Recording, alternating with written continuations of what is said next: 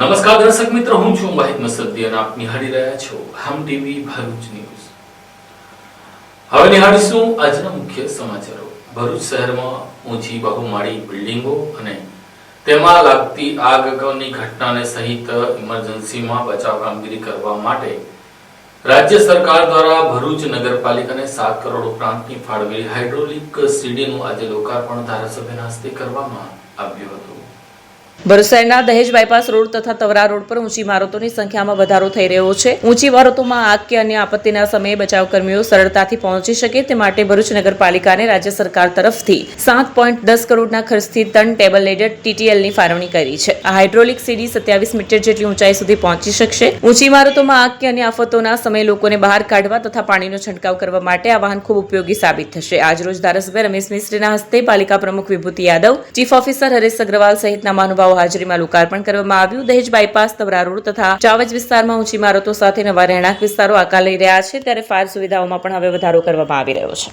શહેરી વિકાસ શહેરી ગૃહ નિર્માણ વિભાગ દ્વારા આજ રોજ ભરૂચ નગરપાલિકા ફાયર વિભાગને એક અદ્યતન ફાયર ફાઇટર એક આપવામાં આવ્યું છે, જેના પગલે આજ રોજ માનનીય ધારાસભ્યશ્રી તેમજ પ્રમુખશ્રી દ્વારા તેનું લોકાર્પણ કરવા લોકો માટે ખુલ્લું મૂકવામાં આવ્યું છે। આપણે ગાડીની ખાસ વિશેષતાની વાત કરીએ તો 27 મીટરની ઊંચાઈ ધરાવતું આ વ્હીકલ લોકોનું રેસ્ક્યુ તેમજ સાથે સાથે ફાયર ફાઇટિંગની સુવિધાથી પણ સજ્જ છે, જેમાં high pressure low pressure pump આપવામાં આવે છે, જેની મદદથી રિમોટ દ્વારા નીચે ઊભા રહીને જ 9મા માળ સુધીની આગને 360 એંગલથી આપણે ઓલવવા માટે સક્ષમ છીએ।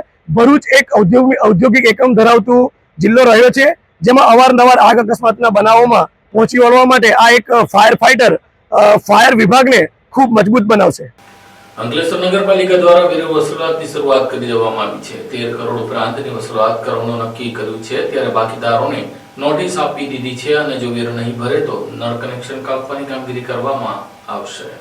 31 માર્ચે પૂર્ણ થનારા નાણાકીય વર્ષ પૂર્વે અંકલેશ્વર નગરપાલિકાએ વેરા વસૂલાતની કામગીરી વધુ કડક બનાવી છે। નાણાકીય વર્ષ 2025-26 માટે ₹13.7 કરોડનું વેરા વસૂલાત લક્ષ્યાંક નક્કી કરવામાં આવ્યું હતું, જેમાંથી અત્યાર સુધી ₹6.93 કરોડની વસૂલાત થઈ છે। પરિણામે હવે 1.5 મહિનામાં બાકી રહેલા ₹6.14 કરોડ વસૂલવાનો પાલિકાને પડકાર્યો છે। પાલિકા સૂત્રોના જણાવ્યા મુજબ બાકીદારોને નોટિસ આપ્યા બાદ હવે નળ જોડાણ કાપવા, મિલકતો સીલ કરવા જેવા કડક પગલાં લેવામાં આવી રહ્યા છે। 31 માર્ચ સુધી વેરો ન ભરનાર મિલકત ધારકો પર 18% વ્યાજ લાગુ પડશે। અંકલેશ્વર શહેરમાં રહેણાંક, કોમર્શિયલ અને ખુલ્લા પ્લોટ સહિત 34,000થી વધુ મિલકત ધારકો પાસેથી કુલ ₹13.7 કરોડ વેરા વસૂલાત કરવાની હતી। જો કે આ પૈકી 12,000થી વધુ મિલકત ધારકોએ હજી વેરો ભરપાઈ કર્યો નથી। પાલિકાએ અત્યાર સુધી ₹6.93 કરોડની વસૂલાત કરી છે, જ્યારે બાકી રહેલા ₹6.14 કરોડ માટે 12,000થી વધુ મિલકત ધારકોને આખરી નોટિસ ફટકારવામાં આવી છે। હાલ 4 ટીમો બનાવીને મેદાની સ્તરે વેરા વસૂલાતની કાર્યવાહી તેજ કરવામાં આવી છે। વાગરા તાલુકાના દહેજ ખાતે ડુક્કરનો શિકાર કરવા માટે પાઠરવામાં આવેલી જાળમાં ફસાતા વન્ય સંરક્ષિત નીલગાયનું મોત થતા વન વિભાગે જાળ પાથરનારા 2 લોકો પાસેથી 2 લાખનો દંડ વસૂલ કર્યો છે।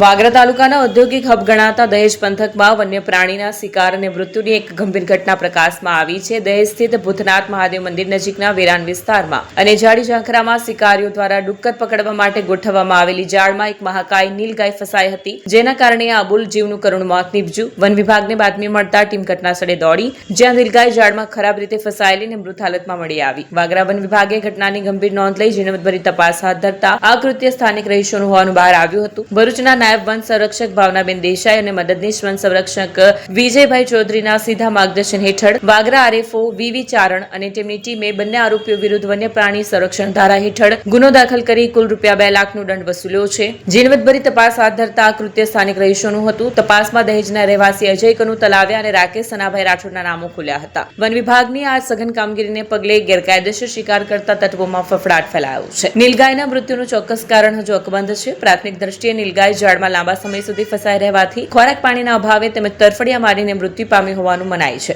જો કે વન વિભાગે દિશામાં પણ તપાસ કરી રહ્યું છે કે શું તેને કોઈ ઝેરી પદાર્થ કે ઇન્જેક્શન આપવામાં આવ્યું હતું કે કેમ। હાલ તો પોસ્ટમોર્ટમ રિપોર્ટની રાહ જોવાઈ રહી છે। સામાન્ય રીતે જ્યાં શિકાર થતો હોય ત્યાં પ્રાણીઓ માણસને જોઈને ભાગી જતા હોય છે, પરંતુ અહીં નીલગાયો નિર્ભય જણાતી હતી। તેમ છતાં ઘટનાના મૂળ સુધી પહોંચવા માટે વન વિભાગ દ્વારા તમામ પાસાઓની ઊંડાણપૂર્વક તપાસ કરવાની ખાતરી આપી હતી। નાયબ વન સંરક્ષક સાહેબ શ્રી ભાવનાબેન દેસાઈ સાહેબના માર્ગદર્શન અને એસીએફ સાહેબને માર્ગદર્શન સૂચના મુજબ અમુ દ્વારા કાલે 8 તારીખે જે ભૂતનાથ વિસ્તારની અંદર નીલગાય ઝાડમાં ફસાવાથી મૃત્યુ પામેલ હતી, જેવી અમારા ફોરેસ્ટને જાણ થતાં ત્યાં અમે સ્થળ તપાસ કરી અને વધુમાં તપાસ કરતાં ત્યાં જે ભૂંડ પકડવાની જે ટોળકી છે એમના દ્વારા આ જાળ બિછાવવામાં આવી હતી, જેમાં નીલગાય ફસાઈને મૃત્યુ પામ્યું છે એવું જણાય આવ્યું. જેના પ્રાથમિક તારણથી તેઓને અમે સ્થળ તપાસ કરી અને 2 ઇસમોને અમે ત્યાંથી આ અંગે મળી આવેલા હતા આ ગુનામાં, જેઓ વિરુદ્ધ અમે વન્ય પ્રાણી અધિનિયમ અંતર્ગત ગુનો દાખલ કરી અને એમના વ્યક્તિ દીઠ 1 લાખ રૂપિયાનો દંડ એમ કરીને 2 લાખ રૂપિયા જેવો દંડ કરવામાં આવેલ છે.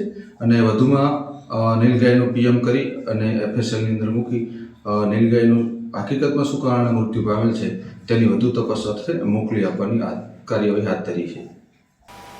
અંકલેશ્વર હાંસોટ શહેર તાલુકા કોંગ્રેસ સમિતિ દ્વારા ચૂંટણી અધિકારીને આજે આવેદનપત્ર પાઠવીને ફોર્મ નંબર 7 ભરીને ખોટી રીતે મતદારોના નામો કમી કરનારા વાંધા અરજી કરનારા લોકો સામે કાનૂની રાહે ફરિયાદ દાખલ કરવાની માંગ કરવામાં આવી હતી. અંકલેશ્વર શહેર તાલુકા કોંગ્રેસ સમિતિ દ્વારા ચૂંટણી અધિકારી અને પ્રાંત અધિકારીને રજૂઆત કરી મતદાર યાદીની ખાસ સઘન સુધારણા 2026 દરમિયાન રજીસ્ટ્રેશન ઓફ ઇલેક્ટર્સ રૂલ્સ 1960 નું પાલન ન થતું હોવાનો આક્ષેપ કર્યો છે. આજરોજ કોંગ્રેસ દ્વારા પ્રાંત અધિકારીને સોંપવામાં આવેલા આવેદનપત્રમાં જણાવ્યું કે આધાર પુરાવા વગર ફોર્મ નંબર 7 દ્વારા હજારો મતદારોના નામ કમી કરવાના વાંધા દાખલ થઈ રહ્યા છે, જે કાયદા વિરુદ્ધ છે. રજૂઆતમાં માંગ કરવામાં આવી છે કે તમામ વાંધાઓ ફોર્મ નંબર 11 મુજબ જાહેર કરવામાં આવે, પુરાવા વગરના વાંધા રદ કરવામાં આવે, ખોટી અરજીઓ કરનાર સામે કાયદેસરની કાર્યવાહી કરવામાં આવે અને તમામ યોગ્ય મતદારોના નામ અંતિમ મતદાર યાદીમાં સમાવિષ્ટ રાખવામાં આવે. આજ રોજ અંકલેશ્વર પ્રાંત અધિકારી સાહેબશ્રીને એમના અન્ય કામોના રોકાણસર મળ્યા ન હોય મામલતદાર સાહેબશ્રીને અમો કોંગ્રેસ પક્ષ દ્વારા અંકલેશ્વર શહેર ને 154 વિધાનસભા વિસ્તારના એસઆરની પ્રક્રિયાને માટે એક આવેદન આપ્યું છે, જે અમને પ્રદેશ સમિતિ તરફથી આપવામાં આવ્યું હતું. અને બીજું કે પ્રદેશ સમિતિની સૂચના મુજબ એસઆઈઆરની કાર્યકારી દરમિયાન જે વાંધાના ફોર્મ વિરોધ પક્ષ તરફથી એક સાથે ભરીને બલ્કમાં આખા ગુજરાત રાજ્ય ખાતે આપેલ હતા, જેમાં કેટલાકને નોટિસો મળી છે કે નહીં તેની અગત્યની માહિતી મેળવવા માટે અને જે માહિતી અમને સત્વરે મળે એ માટે એક આવેદનપત્ર પ્રાંત અધિકારી સાહેબશ્રીને પાઠવ્યું છે કે જે માહિતીના આધારે પ્રદેશ સમિતિની સૂચના મુજબ હાઈકોર્ટમાં અને સુપ્રીમ કોર્ટમાં PIL કરવાની થાય તો કરવી પડે એ માટે એ પત્ર આપ્યો છે અને આ માહિતી માંગી છે, જે પ્રાંત અધિકારી સાહેબ મળ્યા નથી, પણ મામલતદાર સાહેબના કહેવા પ્રમાણે એઓ પાસે કાલે આવીને આ માહિતી અમે માંગણી કરી, માહિતી મેળવીને એની આગળની કાર્યવાહી કરીશું. ગુજરાત કિસાન સંઘર્ષ સમિતિ દ્વારા ભરૂચ જિલ્લામાં ચાલી રહેલી પાવર ટ્રાન્સમિશન લાઇન મામલે જિલ્લાના ખેડૂતોને થતા અન્યાય મામલે જિલ્લા કલેક્ટરને આવેદનપત્ર પાઠવી કંપનીનું લાયસન્સ રદ કરવાનું તેમજ કાયદાનું ઉલ્લંઘન બાબતે તેઓ સામે પોલીસ ફરિયાદ દાખલ કરવા અને ખેડૂતોને યોગ્ય વળતર ચૂકવવાની માંગ કરવામાં આવી હતી. ગુજરાત કિસાન સંઘર્ષ સમિતિ દ્વારા અસરગ્રસ્ત ખેડૂતો સાથે ભરૂચ જિલ્લા કલેક્ટર કચેરી ખાતે આવેદનપત્ર પાઠવવામાં આવ્યું, જેમાં જણાવ્યા અનુસાર કચ્છના ખાવડા અને આજુબાજુ વિસ્તારમાં ખાનગી કંપનીઓ દ્વારા પવનચક્કી સોલાર પેનલ દ્વારા 84 ગીવોટ પાવર ઉત્પાદન થનાર છે. આ પાવરને ટ્રાન્સમિશન કરવા માટે 20 જિલ્લામાં વીજ કંપનીઓ ટાવરો બાંધવા માટે કાર્યવાહી શરૂ કરી છે. આ ટાવર લાઇન બાંધવા માટે હાલ પ્રવર્તમાન કાયદાઓનું ઉલ્લંઘન કરી પોલીસને આગળ કરી વહીવટી તંત્ર દ્વારા અસરગ્રસ્ત ખેડૂતો ઉપર અત્યાચાર કરવામાં આવતો હોવાનો આક્ષેપ કર્યો હતો, જે દમનગીરી અને અત્યાચાર બંધ કરવા માંગ કરવામાં આવી છે. સાથે 4 મુખ્ય માંગો જેવી કે ટાવર લાઇન નાખવા માટે CERC દ્વારા કરવામાં આવેલ કાર્યવાહી રદ કરી લાયસન્સ રદ કરવામાં આવે, બી લાઇન સાથેના રૂટ મેપ આપવામાં આવે, સમાન વળતર અંગેની નીતિ બનાવવામાં આવે સહિત વાણિજ્ય જંત્રીના 4 ગણું વળતર ચૂકવવામાં આવે, ટાવર દીઠ સમાન 2 કરોડ રૂપિયા વળતર ચૂકવવામાં આવે જેવી માંગણીઓ કરવામાં આવી હતી. અને માંગ ન સંતોષાય તો આવનાર દિવસોમાં આંદોલનની ચીમકી ઉચ્ચારવામાં આવી છે. જયેશ પટેલ, પ્રમુખ ખેડૂત સમાજ ગુજરાત, કન્વીનર કિસાન સંઘર્ષ સમિતિ ગુજરાત. ગુજરાતના 23 ખેડૂત સંગઠનોએ ભેગા થઈને આ ટાવર લાઇન બાબતોમાં એક સંઘર્ષ સમિતિ બનાવેલી છે. એના આયોજન મુજબ દરેક 20 જિલ્લાઓમાં જે કલેક્ટર દ્વારા, વહીવટી તંત્ર દ્વારા અને પોલીસ તંત્ર દ્વારા કાયદાનું ખોટું અર્થઘટન કરીને ખેડૂતો ઉપર અત્યાચાર કરવામાં આવી રહેલો છે, એના ભાગરૂપે અમે અહીંયા આજે માગીને મુખ્યમંત્રીશ્રીને કલેક્ટરના માધ્યમથી આવેદન પહોંચાડવા માટે અહીંયા ઉપસ્થિત થયા છે. ભરૂચ જિલ્લાના તમામ અસરગ્રસ્ત તાલુકાઓના અસરગ્રસ્ત ખેડૂતો અહીંયા ઉપસ્થિત છે. અમારી મુખ્ય માંગ છે કે જે કાયદો રદ થયેલો છે અને એના દ્વારા જે કાર્યવાહી કરવામાં આવી છે એ રદ કરી દેવામાં આવે. જમીન સંપાદન કાયદો, કારણ કે 2003ના ઇલેક્ટ્રિસિટી એક્ટ ને જમીન સંપાદન કાયદો 2013 લાગુ પડે છે, એટલે એ મુજબ બજાર કિંમતના 4 ગણા અથવા તો રાજસ્થાન સરકાર દ્વારા જે વાણિજ્ય જંત્રીના 4 ગણા વળતર ચૂકવવામાં આવ્યું છે એ આપવામાં આવે. આવી નીતિ જ્યાં સુધી સરકાર લેવલે ન બને ત્યાં સુધી ખેડૂતોને લમસમ 2 કરોડ રૂપિયાનું ટાવર દીઠ વળતર ચૂકવવામાં આવે અને CERC ના જે લાયસન્સ લેવામાં આવેલા છે એ ખોટી રજૂઆત કરીને લેવામાં આવેલા છે એ લાયસન્સ રદ કરવામાં આવે. આ રીતનું આવેદન લઈને અમે આજે આવ્યા છે અને જિલ્લા કલેક્ટરશ્રીને એ વાત કહેવાના છે કે જે કંઈ હુકમો કર્યા છે ખોટી રીતે અર્થઘટન કરીને એ હુકમો રદ કરે અને નવી કોઈ નીતિ ન બને ત્યાં સુધી આ તમામ કામો બંધ કરવામાં આવે એવી અમે રજૂઆત લઈને આવ્યા છે. હું નૌફલજી પટેલ, સરપંચ દેતાલ ગ્રામ પંચાયત તથા આ ટાવર લાઇનમાં અસરગ્રસ્ત ખેડૂત છું. આજે અમે ગુજરાત કિસાન સંઘર્ષ સમિતિના નેજા હેઠળ જે આ કલેક્ટરશ્રીને આવેદનપત્ર આપવા માટે આવેલા છે. અમારી મુખ્ય માંગો એ છે કે જે નહીં જીવો વળતર આપીને પાણીના ભાવે અમારી જમીનો પડાવી લેવા માટે આ સરકાર અને કંપની જે કાવતરું રચેલી છે એનો અમે સખ્ત વિરોધ કરીએ છીએ. અન્ય જિલ્લાઓમાં, નવસારી જિલ્લામાં, સુરત જિલ્લામાં, ભરૂચ જિલ્લામાં, તમામ જિલ્લાઓમાં વળતરમાં વિસંગતતા આવે છે. નવસારી જિલ્લામાં વાણિજ્યનું વળતર આપે છે, સુરત જિલ્લામાં અલગ પોલિસી પ્રમાણે વળતર આપે છે અને ભરૂચ જિલ્લામાં અલગ પોલિસી પ્રમાણે વળતર આપે છે. તો ભરૂચ જિલ્લાના ખેડૂતોએ કોઈ ગુનો કરેલો છે એવો? જેથી અમે આ આવેદનપત્રના માધ્યમથી એવી માંગ કરીએ છીએ કે કોઈ વ્યાજબી પોલિસી બનાવી અને ખેડૂતોને ભવિષ્ય ધ્યાનમાં રાખીને આ વળતર નક્કી કરવામાં આવે અથવા રાજસ્થાન સરકાર પ્રમાણે વાણિજ્યને 4 ગણા આપવામાં આવે, જેથી દરેક ખેડૂતને સમાન વળતર મળી આવે, સમાન બંધારણીય હક હચવાય દરેક ખેડૂતના. આ તો અમને એવું લાગે છે કે આ ભરૂચ જિલ્લો જે નેતાગીરી છે એ થોડી કોઈને કોઈ જગ્યાએ કાચી પડી રહેલી છે એવું અમને લાગી રહેલું છે. જેથી ખેડૂતો હવે પોતાની લડાઈ પોતે લડવા માટે સક્ષમ થયા છે. આજે ખેડૂતો નાત જાત જોયા વગર બધા એક થઈને એક નેજા હેઠળ આજે લડવાની અને આંદોલન કરવાની પોતાની તૈયારી બતાવી રહેલા છે. આમદ જંબુસરમાંથી પસાર થતા નેશનલ હાઈવે નંબર 64 માર્ગ અત્યંત ભંગાર બિસ્માર બનતા અને ધૂળની ડમરી ઉડતા વાહન ચાલકોને વાહન ચલાવવા માટે મુશ્કેલી ઊભી થઈ રહી છે, જેને વહેલી તકે બનાવવામાં આવે તેવી લોકમાંગ ઉઠવા પામી છે. આમોદમાંથી પસાર થતો નેશનલ હાઈવે નંબર 64 હાલ અત્યંત ખરાબ પરિસ્થિતિમાં જોવા મળી રહ્યો છે. રસ્તાની દયનીય હાલતના કારણે વાહન ચાલકો તેમજ સ્થાનિક લોકોને ભારે મુશ્કેલીઓનો સામનો કરવો પડી રહ્યો છે. ખાસ કરીને રોડ ઉપર ઉડતી ધૂળ અને ખાડાઓના કારણે રોજિંદા આવાગમનમાં ભારે પરેશાની સર્જાય છે. સ્થાનિકોનું કહેવું છે કે જો નિયમિત રીતે રસ્તા પર પાણીનો છંટકાવ કરવામાં આવે તો ઉડતી ધૂળથી થોડી રાહત મળી શકે, પરંતુ તંત્ર દ્વારા આ બાબતે સતત અવગણના કરવામાં આવી રહી છે. પરિણામે લોકોમાં તંત્ર વિરુદ્ધ રોષ ફાટી નીકળ્યો છે. લોકો તંત્ર પાસે માંગ કરી રહ્યા છે કે નેશનલ હાઈવે નંબર 64 પર નિયમિત પાણીનો છંટકાવ તેમજ રસ્તાની તાત્કાલિક મરામત કરવામાં આવે. છેલ્લા ઘણા સમયથી માર્ગની બિસ્માર હાલતના કારણે વાહન ચાલકો ઉપરાંત સ્થાનિકો પણ ત્રાહિમામ પુકારી ઉઠ્યા છે. મારું નામ છે MB પંડ્યા, વ્યસન મુક્તિ અભિયાનનો પ્રમુખ છું. ગુજરાત રાજ્ય કર્મચારી સખાવતી મહામંડળનો પણ હું પ્રમુખ છું અને ટ્રસ્ટી પણ છું.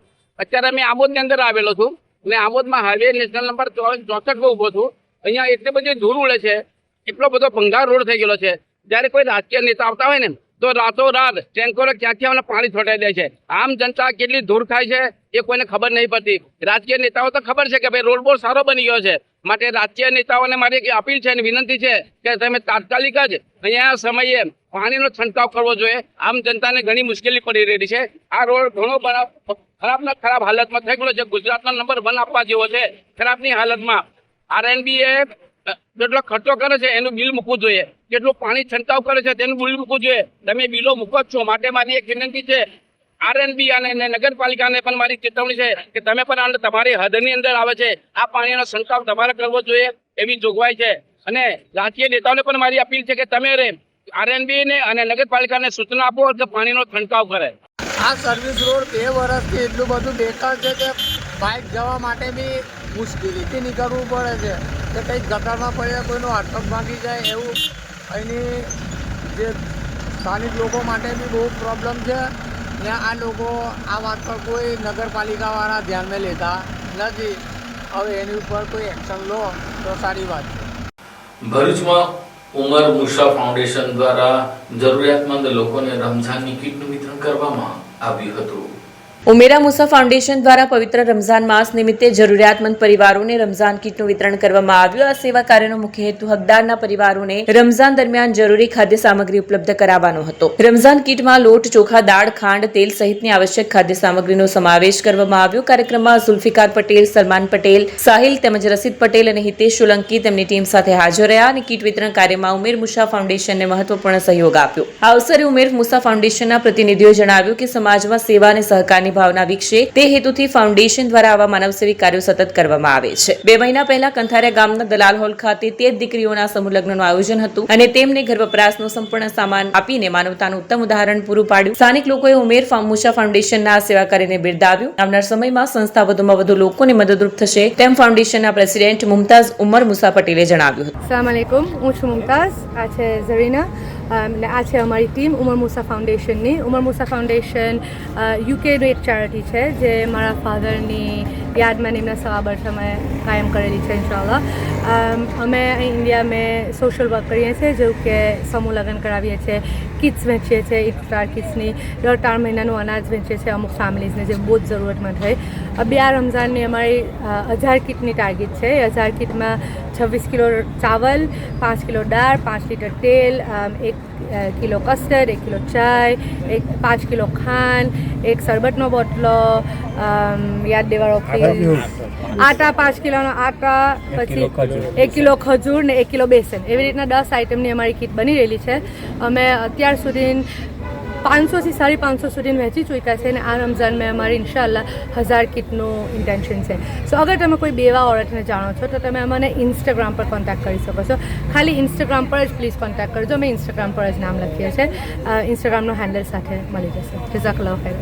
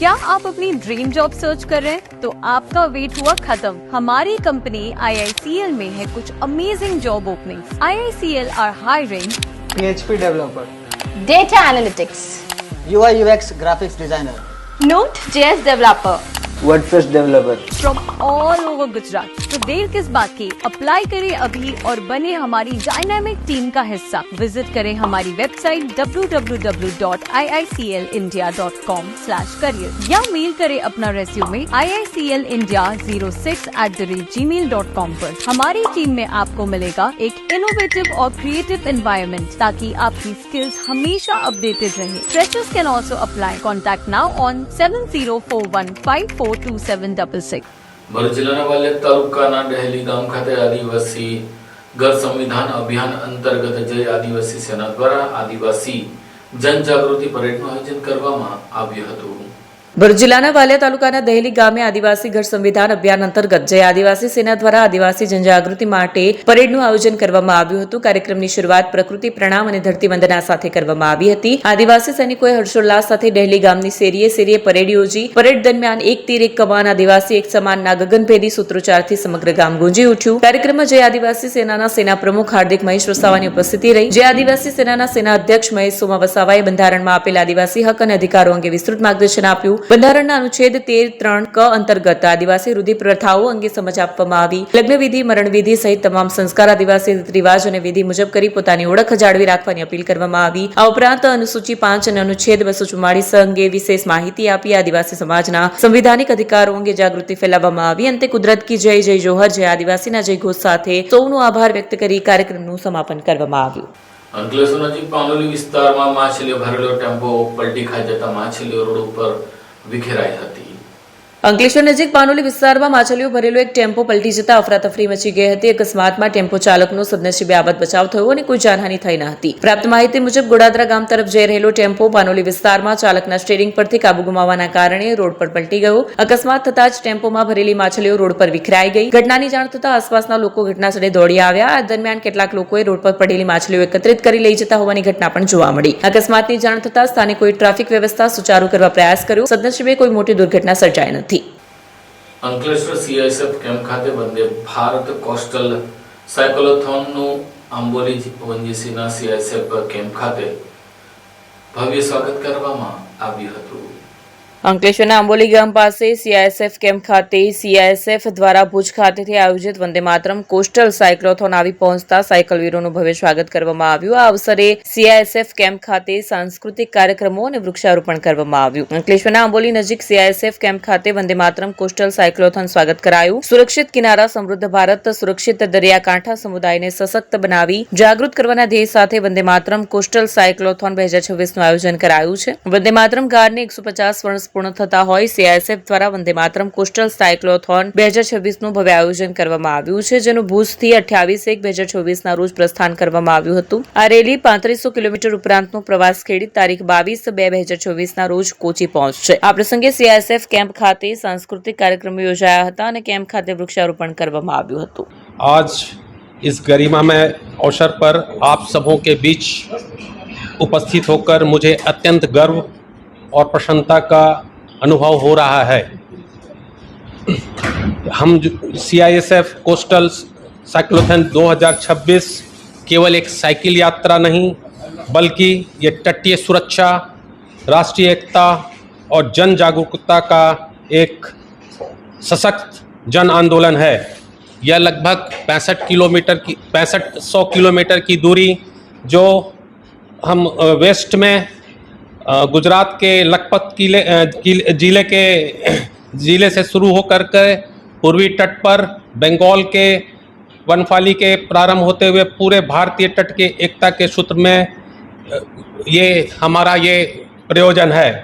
इस अभियान का उद्देश्य तटीय क्षेत्र के नागरिकों को ड्रग्स, हथियार और विस्फोटकों का तस्करी के जैसे गंभीर खतरों के प्रति उन्हें जागरूकता प्रदान करना है. हम आपसे ये निवेदन करना चाहेंगे कि जहाँ भी ये हमारे कोस्टल भाई लोग जो साइकिल के थ्रू सवार होकर जा रहे हैं उनको आप उत्साहित जरूर से जरूर करें. हम अपने स्वतंत्रता सेनानियों, शहीदों और सुरक्षा बलों के बीच वीर जवानों को नमन करते हुए वंदे मातरम की भावनाओं को सुदृढ़ करते हैं. हमारे मछुआरे देश के सच्चे तट प्रहरी हैं जिनका योगदान तटीय सुरक्षा में अत्यंत महत्वपूर्ण है.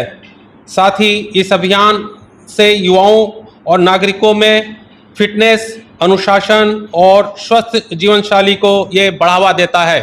जय हिंद. અંકલેશ્વર શહેરમાં રિક્ષા ચોરીને દુબઈ ભાગી જતા રિક્ષા ચોરને અમદાવાદ એરપોર્ટથી પોલીસે ઝડપી લીધો હતો.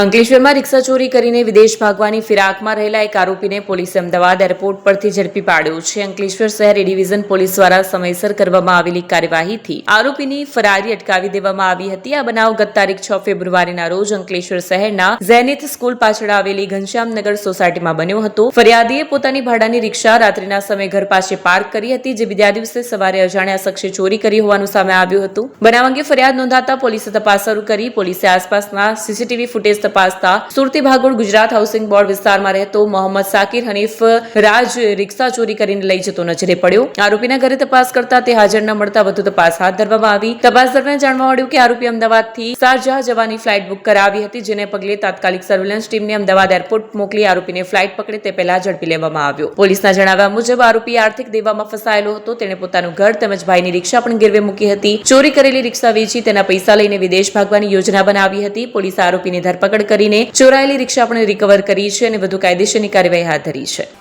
ભરૂચ એસઓજી પોલીસે બાયોડીઝલ અને ખોટા બિલના ગુનામાં 5 વર્ષથી નાસ્તા કરતા આરોપીને સુરતથી ઝડપી લીધો હતો. ભરૂચ એસઓજી પોલીસે બાયોડીઝલ અને ખોટા બિલના ગુનામાં છેલ્લા 5 વર્ષથી નાસ્તા ફરતા આરોપીને સુરત ખાતેથી ઝડપી પાડ્યો હતો. મળતી વિગતો મુજબ ભરૂચ એસઓજી પોલીસની ટીમ નાસ્તા ફરતા આરોપીઓને શોધી કાઢવા માટે પેટ્રોલિંગમાં હતી, જે દરમિયાન પોલીસને ચોક્કસ બાતમી મળી હતી કે અંકલેશ્વર શહેર પોલીસ મથકના બાયોડીઝલ અને ખોટા બિલના ગુનામાં છેલ્લા 5 વર્ષથી નાસ્તો ફરતો આરોપી અજય જયંતિ બેલડિયા નાઓ સુરત દિલ્હી ગેટ ખાતે હાજર છે. જે હકીકતના આધારે તપાસ કરતા તે ત્યાં મળી આવતા તેને ઝડપી પાડી ભરૂચ ખાતે લાવીને ગુનાના કામે અટક કરી કાયદેસરની કાર્યવાહી કરી હતી, જેમાં પકડાયેલા આરોપીઓ તથા સહ આરોપીઓ મળીને બી કેટેગરીના પેટ્રોલિયમનું ગેરકાયદેસર વેચાણ કરવા SM ઓઇલના નામથી ખોટા બિલો બનાવી વેચાણ કરતા હોવાનું પોલીસ તપાસમાં બહાર આવ્યું હતું. આમોદ શહેરમાં ફરી કૂતરાઓએ આતંક મચાવ્યો છે. શહેરના મુખ્ય રસ્તા ઉપર 5 લોકોને બચકા ભરતા લોકોમાં કૂતરાના આતંકથી ડરનો માહોલ જોવા મળી રહ્યો છે. આમોદનગરમાં રખડતા શ્વાનોના આતંકના પગલે લોકો ભયભીત બન્યા છે. ગત રવિવારના રોજ સવારના 1 કલાકમાં જ શ્વાનોએ 7 જેટલા બાળકો સહિતના લોકોને બચકા ભરી લેતા તાત્કાલિક સારવાર અર્થે ખસેડવામાં આવ્યા હતા. ઘટનાના પગલે રોષે ભરાયેલા સ્થાનિક રહીશોએ પાલિકા કચેરીએ ઉગ્ર રજૂઆતો કરી, ત્યારે પાલિકાએ તાત્કાલિક હરકતમાં આવી શ્વાન પકડનાર ટીમને મેદાનમાં ઉતારી છે. એટલું જ નહીં, દરબાર રોડ સહિતના વિસ્તારોમાં જાહેરમાં શ્વાનોને ખોરાક ખવડાવવા ઉપર પણ પાલિકા દ્વારા પ્રતિબંધ મૂકી દેવામાં આવ્યો છે અને જાહેરમાં શ્વાનોને ખવડાવતા લોકો સામે હવે દંડાત્મક કાર્યવાહી કરવામાં આવશે. હાલ પાલિકાની ટીમે વિવિધ વિસ્તારોમાંથી 11 રખડતા શ્વાનોને પકડી લીધા છે. 2 શ્વાનને હડકવા થયો હોવાનું બહાર આવતા અલગ તારવી દેવાયા છે, જ્યારે અન્ય શ્વાનોને રહેણાંક વિસ્તારથી દૂર જંગલ વિસ્તારમાં મુક્ત કરી દેવામાં આવ્યા છે. ભરૂચ CNI ચર્ચ મંડળ દ્વારા મેડિકલ રવિવારની ઉજવણીના ભાગરૂપે રક્તદાન શિબિર યોજાઈ હતી. ભરૂચ CNI ચર્ચની મંડળી દ્વારા મેડિકલ રવિવારની ઉજવણીના ભાગરૂપે રક્તદાન કરવાના કાર્યક્રમનું આયોજન કરાયું, જેમાં મંડળીના ભાઈઓ અને બહેનોએ મોટી સંખ્યામાં રક્તદાન કર્યું. ભરૂચ જિલ્લાના બંબાખાના વિસ્તારમાં આવેલા CNI ચર્ચની મંડળી દ્વારા અનેક સેવાકીય કાર્યો કરવામાં આવે છે. CNI ચર્ચની મંડળીના સભ્યો દર વર્ષે ફેબ્રુઆરીના બીજા રવિવારને મેડિકલ સન્ડે તરીકે ઉજવણી કરે છે, જેના ભાગરૂપે આ વર્ષે પણ આજે ફેબ્રુઆરીના બીજા રવિવારે મેડિકલ સન્ડેની ઉજવણી કરી હતી. મંડળીના ભાઈઓ અને બહેનોએ પાડક રેવ કિશન વસાવાની આગેવાની હેઠળ સેવાશ્રમ હોસ્પિટલમાં આવેલ રેડ ક્રોસ બ્લેન્ક ખાતે એક રક્તદાન શિબિર યોજી, જેમાં મંડળીના ભાઈઓ અને બહેનોએ સ્વેચ્છાએ રક્તદાન કરી માનવતાની સુવાસ ફેલાવી હતી. મોટી સંખ્યામાં લોકો ઉપસ્થિત રહ્યા હતા. હું reverend Kishan Vasava, CNI church Bharuch. છેલ્લા 2 વર્ષથી અમે ફેબ્રુઆરી મહિનાનો જે બીજો રવિવાર એને મેડિકલ સન્ડે તરીકે ઉજવીએ છીએ અને મેડિકલ સન્ડેના ઉજવણીના ભાગરૂપે અમે બ્લડ ડોનેશન કેમ્પ પણ રાખીએ છીએ. છેલ્લા 2 વર્ષથી અમે કરીએ છીએ અને અહીંયા જે બ્લડ ડોનેટ અમે કરીએ છીએ, ખાતરીથી કહીએ છીએ કે બહુ બધા અંતરિયાળ વિસ્તારમાં જે લોકો વસે છે એ લોકોને જ્યારે ભરૂચ અને સાથે આજુબાજુની હોસ્પિટલમાં એડમિટ થવાનું થાય છે ને બ્લડની જ્યારે જરૂર પડે ત્યારે તેઓ અમારો સંપર્ક કરે છે અને અમે એ રીતે એમને મદદરૂપ થઈએ છીએ. આ એક ઉમદા કાર્ય છે, કારણ કે આપણે બધા એનાથી વાકેફ છે કે બ્લડ એ કોઈ કારખાનામાં બનતું નથી. એ માણસનું લોહી એ જ બીજા માણસને ઉપયોગમાં આવે છે અને કોઈ રીતે અમે બીજાને મદદરૂપ થઈએ અને એ હેતુ સાથે અમે આ બ્લડ ડોનેશન કેમ્પ રાખીએ છીએ. Thank you. આ સાથે MTV ભરૂચના સમાચાર પૂર્ણ થાય છે. આવતીકાલે ફરી મળીશું. ત્યાં સુધી રજા આપશો. નમસ્કાર.